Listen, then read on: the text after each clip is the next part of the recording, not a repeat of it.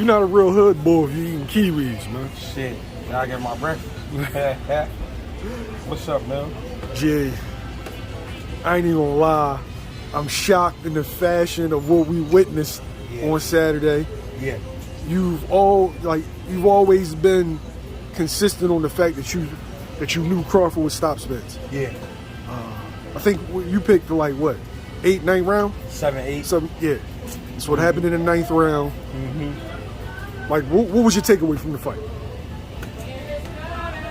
It was the reason I was picking it, right? Because Spence, he not one-track minded, but he's become one-track minded because that's what's been working for him.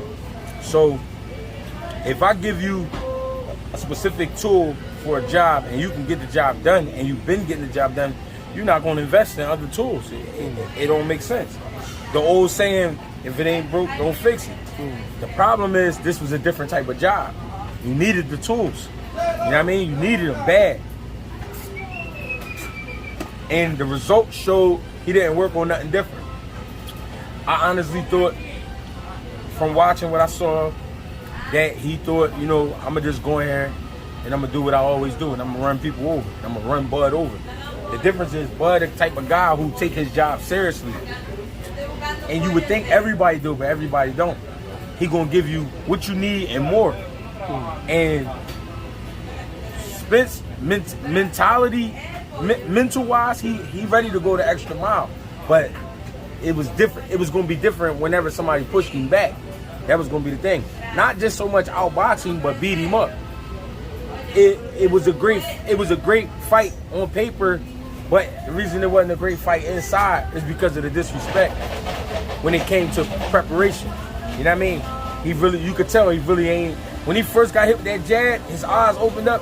He wasn't really like damn. He was like shocked, like, oh shit, this motherfucker could hit. And that was the first. I think that was the first like sign that it was like, I ain't expect this. You know what I mean? And you know, see what happened. It got broke down. My body. I mean, we're gonna go deeper into it, but that's just the beginning. Now, the two things I was looking for. I had a whole bunch of questions in this fight. I never picked the winner. Yeah. And questions I had for Terence Crawford was, would he be able to take the jab away? And would he be physically strong in the clinch when Errol Spence closed the distance, right? Yeah. So what I saw that made me think like, God damn, like it may get ugly, is the early part of the fight, Spence closed the distance, landed one body shot, and then two Crawford caught. Yeah. Got in the clinch, and then Crawford pushed him across the ring. Yeah. That was my oh shit moment. Yeah. He wasn't the stronger man in there. No. Even though Crawford was the guy moving up from 35. Yeah. Again, like I try to tell people, we talking about men. We're not talking about machines. We talking about men. Another thing is, somebody asked me before the fight, they say, you think he gonna come out orthodox or come out southpaw? I say he gonna come out southpaw because he know he can't play with Errol Spence. Also, it's another saying that my coach used to say. He used to say, Greg, southpaws don't like southpaws because they don't train for them. That's true. When you getting ready for a Terence Crawford, you can't just box anybody and be like, all right, I'm ready. I mean, you got to get specific work. People was laughing when they heard that Shakur was boxing Errol Spence. But what you get when you get Shakur is you get first of all, you get a poised fighter, composed fighter who not worried about you. What you also get is skills. You get sharp motherfuckers. So he gonna make you sharp because of how sharp he is. So he gonna have you defensive responsible. You gotta be responsible in defense, right? That's one thing. Then another thing is, I saw Willie Monroe in camp. Willie Monroe is a middleweight. Yeah. You know what I'm saying? So you the man. Actually, he's fighting at 68 now. So yeah, even better. Willie Monroe fighting up 68, 60, 68. We know him for 60. Fighting at 68 now. So that's just two of the guys we saw in Bud camp. Yeah. You know what I mean? I don't know who Errol Spence was sparring for Bud, and at this point it don't matter. But there was a lot missing in that fight. Another thing is, like I thought, Errol Spence pushed the tempo. The first round, he was stepping the Bud, yeah, and they met in the middle, and there was respect on both sides. You saw it. But after Earl saw that Bud was sitting back and letting him pop his jab, he started pressing the issue. Bud landed some good little shots, and so did Earl. But Earl thing was, all right, remember how they kept saying Crawford start off slow? Yeah. Just because a man start off slow don't mean he not there. He just starts slow. I don't think he started this slow this time. No, he didn't start slow because of what happened. And I'm going to tell you what happened. The second round, Errol Spence stepped on the gas a little bit more. All right, fuck it. I'm going to push the issue. He forced the issue, got caught with the left hand over top. That stung him. And he like, oh shit. Of course he don't like it. And as a bull does, he gonna pick up the pace. All right, fuck it. I'm gonna go some more. Run into another shot. This time you get hurt. This time you go down. Now it's like, all right, I'm embarrassed. You know what I mean? But he was stung a little bit. But he like, all right, fuck that, I'm embarrassed. So when he come out on the third, he immediately fired that left overhand. Boom. You know what I mean? Part of it got through. Bud had them hands up though. Took it back to the base and kept them hands up. Caught the shot. All right, I got him where I want him. What I mean by that is now I can start countering it. Now I can start sliding a little short left uppercuts in there, little short right hooks. Man, that's what he did. He picked him apart. It was an old school pick him apart. He picked him apart because Errol Spence brought the same medicine to this fight that he always brings. And it's another thing. My man, a lot of people know him, some don't. Coach Lamar Smith, he called me up. He said, hey Grizz. He called me Grizz, right? He said, hey Grizz. You know what that shit remind me of? I said, what? He said, you know how it's a motherfucker that go to certain blocks and then certain neighborhoods and they bully people, but then there's always the 1 or 2 blocks you can't go on. And I'm like, what you mean? He like, you know how back in the day we was growing up, you go down certain blocks and them motherfuckers got everything waiting on you. They gonna jump you, they gonna stab you, they gonna shoot you, they gonna do whatever, they gonna rob you, they gonna take it. I'm like, damn, you're right. You know what I mean? What he meant by that was, this ain't those blocks you've been going down. You should have known that from the beginning of the camp. This ain't gonna be some easy shit. You ain't gonna just come down here and take what you want and do what you want. And he was approaching it that way. Yes. His approach was like, man, fuck it. He said, I'm gonna break him. I'm gonna break his will. I'm gonna break it. And he was throwing them same punches. The reason he got exposed, because you had somebody in front of him confident enough to look at it.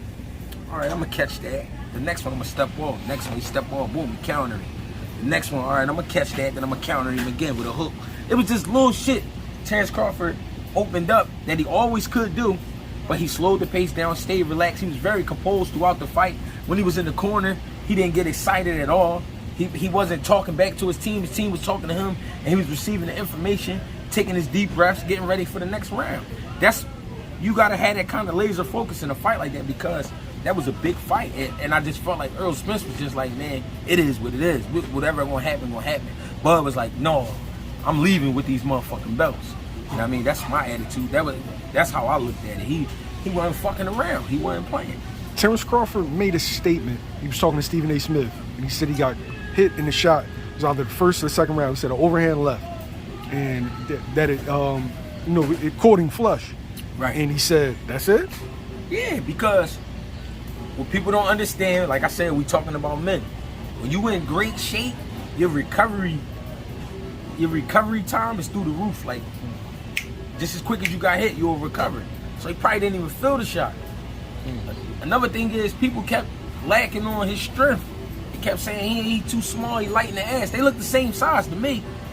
He kept saying he too light in the ass, he this, he that. Proved everybody wrong. The motherfucker's strong. He might be as strong as a middleweight.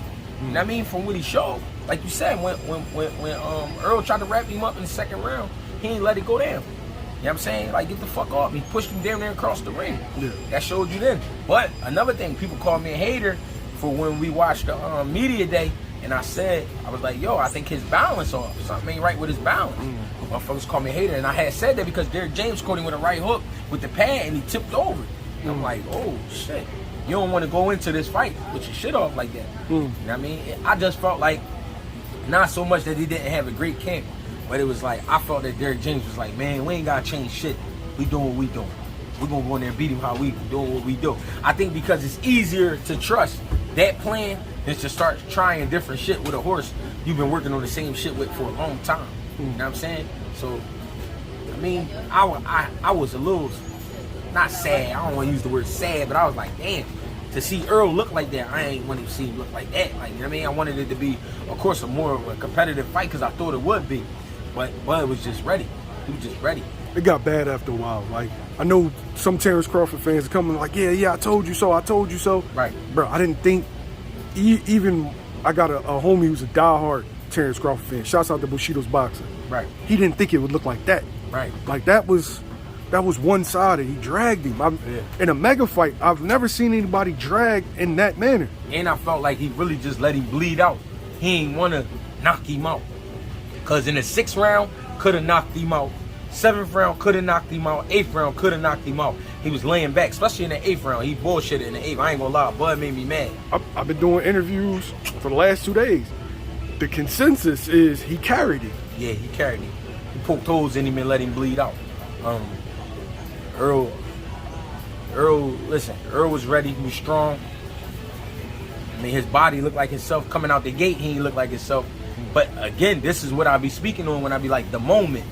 What I mean by the moment is, you got all the important faces, the so-called important faces in here, and you know you gotta fight. This ain't some shit you just about to swing a couple punches and it's over. You know you gonna fight tonight. So I think the moment got to him too.